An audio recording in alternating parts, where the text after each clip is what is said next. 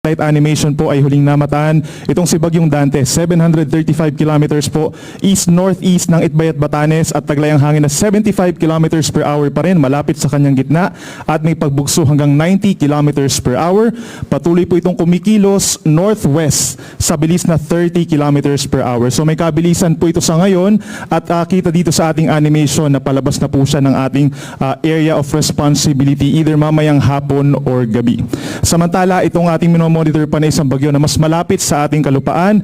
Ito po ay si Typhoon Emong. So as of 8 in the morning, nag-intensify pa po siya as a typhoon. Lumakas pa up to 120 kilometers per hour po malapit sa kanyang gitna at may pagbugso na umaabot naman sa 150 kilometers per hour at kumikilos po ng mabagal south-southeast. So kung mga nakarang for the last 24 hours po, kumikilos kasi siya ng pababa ng pakaliwa, pero inaasahan po natin sa mga susunod na oras ay babagal yung pagkilos niya pakanan po or pabalik na muli dito sa kalupaan po ng Northern Luzon. Samantala, bukod pa dyan, meron po tayong minomonitor na panibagong tropical depression or mahinang bagyo sa labas po ng Philippine Area of Responsibility dito po sa kaliwa ng Southern Guam. Ito po ay tropical depression na nasa 2,065 kilometers po silangan ng Southern Luzon as of 10 in the morning.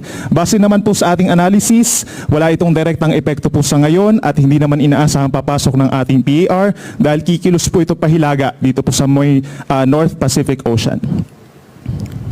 And kung mapapansin po nila, base na rin sa ating animation, yung habagat or southwest monsoon po patuloy na pinalalakas pa rin nitong sinabagyong Dante and Emong, kaya kitang-kita yung makakapal po na ulap associated dito sa habagat, dito po sa natitirang bahagi pa ng Central and Southern Luzon na ibig sabihin magdadala pa rin po ng malalakas na mga pag-ulan.